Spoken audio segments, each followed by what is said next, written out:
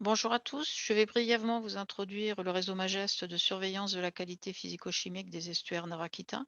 Ces estuaires sont des systèmes macrotidaux avec un marnage qui dépasse 5 mètres et hyperturbides avec une zone de turbidité maximale où la charge en matière en suspension dépasse 1 demi-gramme par litre. Ce sont aussi des lieux de passage essentiels pour les espèces migratrices et ils sont soumis aux changements environnementaux, à savoir la diminution des débits, des étiages plus sévères, l'augmentation de la température et de la fréquence des vagues de chaleur. Tout ceci est donc susceptible d'impacter la qualité des eaux et notamment favoriser le développement de zones hypoxiques.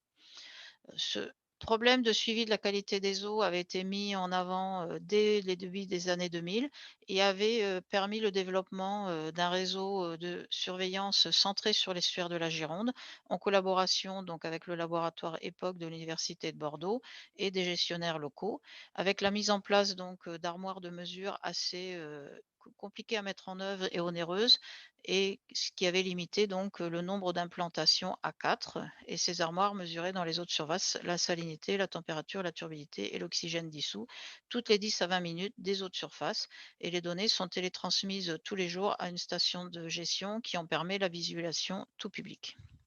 Voici brièvement un exemple donc, d'un enregistrement de l'oxygène à Bordeaux, depuis 2005. Ce réseau s'est étendu, fortement, depuis plusieurs années. Ça a été rendu possible donc par le développement de sondes multiparamètres qui sont moins onéreuses et plus faciles à mettre en œuvre. Ça a fourni aussi la possibilité d'ajouter des paramètres additionnels, comme la chlorophylle et le pH pour, certaines stations lorsque ça avait un intérêt. Et d'autre part, ça l'a permis d'étendre le réseau aux estuaires proches de la Seudre et de la Charente et le réseau compte 12 sites actuellement.